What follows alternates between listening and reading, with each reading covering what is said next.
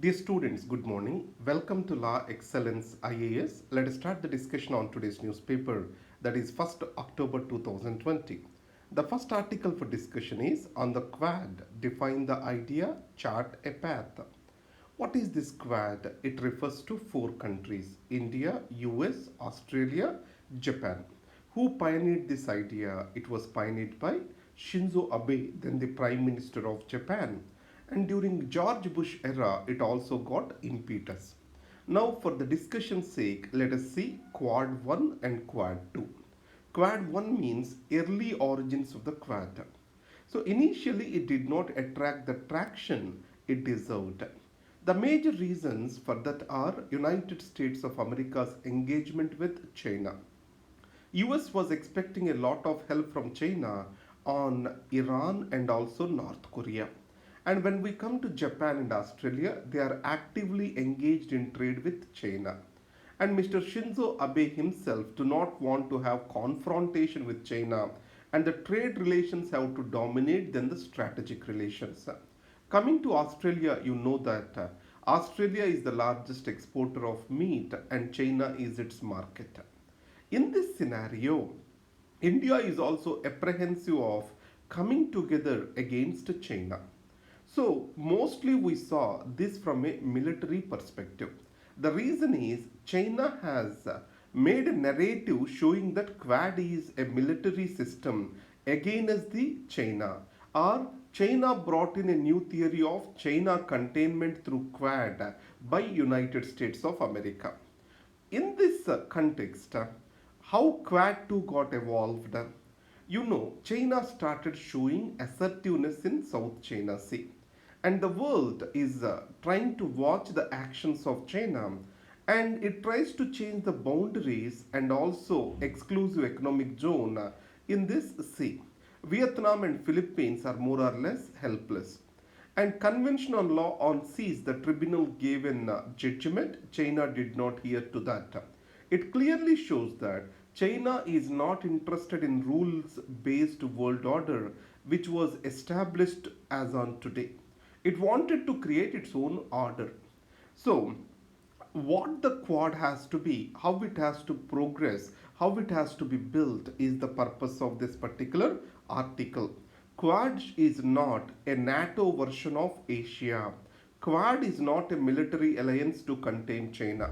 Quad shall be a plurilateral mechanism among the countries having the common interests. That is what is the message world has to receive, and it has to advance everyone's interests, not the interests of one or the other country. Everyone's security, economic, and national interests shall be the collective responsibility of the Quad. And next, it shall not benefit or undermine a particular country, it shall benefit the region as a whole. The region shall be the focus of the Quad. And Indian Ocean has many littoral countries. There is a war of words or war going on in perception management. China is dominating this perception management, saying that India is not allowing a free access to Indian Ocean. We need to win this perception game. So, Quad has to explain the real purpose of it, and it has to engage seriously all the littoral states of Indian Ocean. These points are essentially important for exam.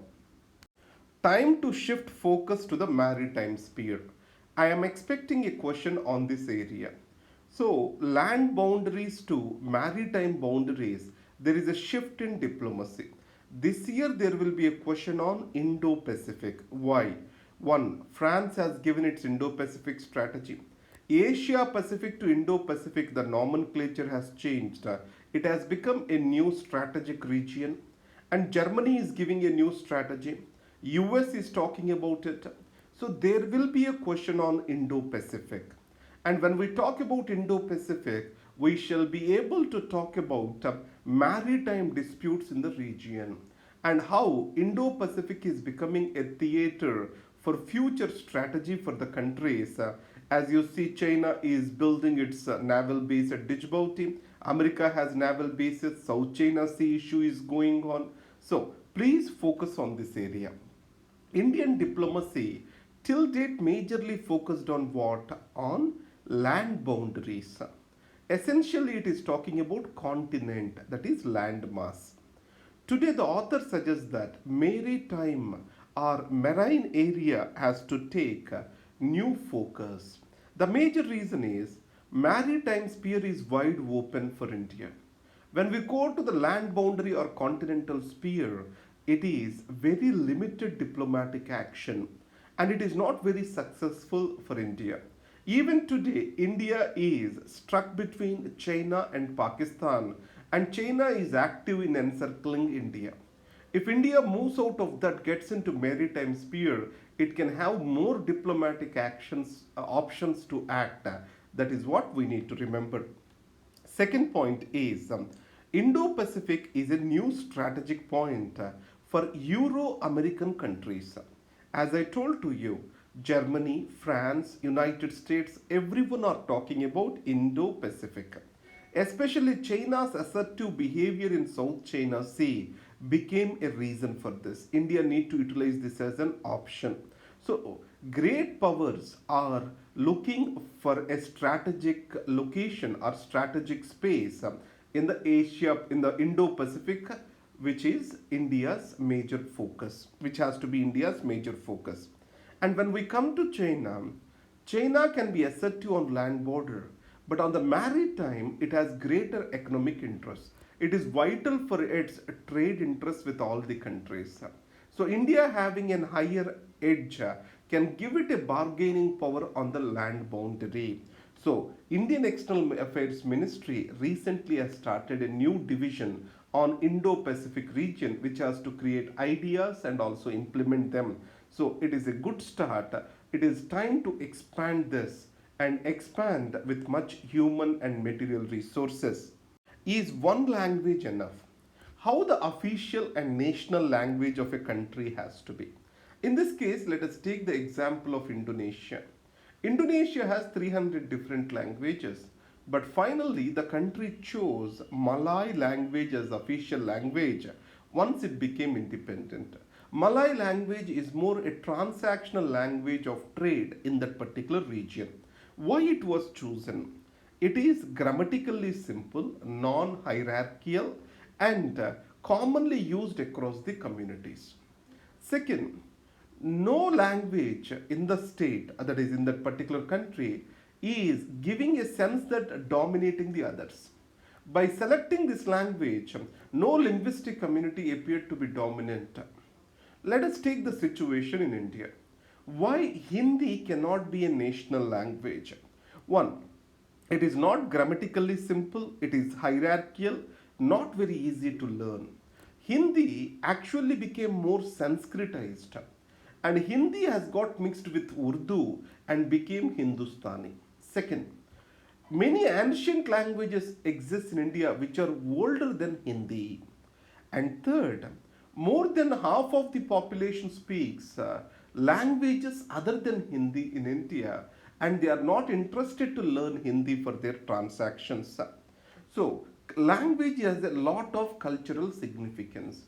Let us take Tulu. It is not listed in Schedule 8th, 8th schedule of the Constitution.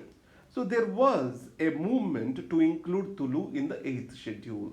The reason is it has more cultural significance to the people. People gets a sense of pride, attachment to their culture. That is the importance of language. Instead of promoting one language, the government of India can allow the freedom of the people to learn the language of their choice. Today in Tamil Nadu, many of the people speak Hindi. It has become more or less necessity to them as Tamil Nadu is more depending upon migrant workers from UP and Bihar. So the situations have to demand for learning a language rather than state forcing that onto the people. And learning more number of languages is always good for society from a cultural and also diversity perspective. The next is challenge of changing health behavior. Many a times we think health behavior can be just changed with an order. Please wear a mask. If not, police will arrest you or impose fine. Do you think behavior can be so easily changed? Remember, a behavior of a person is rooted in his socio-economic milieu. Let us take if I am working as a vendor, street vendor, and a street food sale I am making. So, having a mask, maintaining a hygiene with my mask might be important for my job. Let's take for a worker who is working in a foundry, the mask can be very painful to him. Remember, any kind of behavior is rooted in socio-economic milieu. So the less risky behavior, if it has to be promoted, understanding the socio-economic milieu of a person, socio-economic structure of a community or a person is very important. In healthcare, it is much important to study the epidemiological pattern of a particular disease. This is the essence of that article. Advani and 31 others acquitted in Babri case. You know that there was a masjid before, now it do not exist. It means something happened in between. It is being demolished. So someone shall be made responsible and accountable in the interests of the justice in this country, in the interests of secularism in this country. A court in UP acquitted 31 people who are being accused in Babri Masjid demolition. The reason cited over there is no enough evidence available. In this context, what the editorial talks about is this: justice in ruins. Supreme Court of India, while giving its Ayodhya judgment, stated that demolition of masjid is an egregious violation of rule of law. And conclusions brought in the present judgment, they are drastic and defy logic and fact. How the political mobilization happened and people have an intent to assemble, then how come logistically it was arranged to assemble so much huge crowd over there? And second, Kalyan Singh, then the chief minister of the state, gave assurance that he will take the necessary steps to protect the structure, law and order in the region. This assurance was given to the highest court and National Integration Council, but he failed to fulfill his responsibility. Then where is the accountability on his part? Libraham Commission, it has provided entire proof with regard to the conspiracy in its report. But you know that Commission of Inquiries Act, whatever the reports produced under it, these are not admissible in court. You can use the evidence which has been stated over there, but CBI did not make the necessary effort to collect the or gather the proper evidence. And UP as a state dropped the conspiracy charge. Section 120B, if I am not wrong, of Indian Penal Code talks about charges of conspiracy. But state wanted to drop those charges, but with the insistence of Supreme Court, these were added. In this scenario, the spontaneous action, it was proposed by the accused in this case. It was not pre-planned, it was spontaneous. So the court's judgment today gives credence to this spontaneous action theory proposed by these people. So that's why what the editorial says is, in the judicial history of India, it will undermine public trust both in investigation agencies and also courts in this country. It is not a good day for justice in this country. So this is the opinion of Hindu. I just translated it to you. I am not adding any of my opinions over here. New farm laws are a clear encroachment on state functions. Agriculture is a state subject. Then how Union Parliament passed a law? Agricultural trade is in concurrent list. Using that provision, Union was able to pass a law on this matter. So that's why it is violation of the federal spirit, that is according to Mr. Badal, who belongs to Shiromani Akali Dal. And second, collective mobilization of the farmers needs organizing their interests. The farm bills passed by the parliament can be an impetus to it. It can be a factor that can organize the farm interest in this country, and regional parties can mobilize these farm interests. Not just the regional parties, but also cooperative sector and civil society can mobilize this.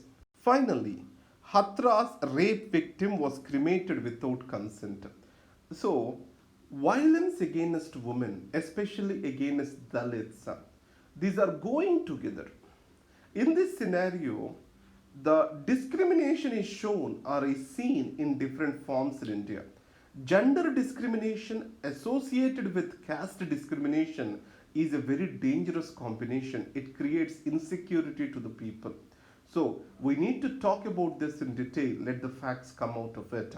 Thank you very much. Have a great day. This is Dr. Rambabu signing off for Law Excellence IAS.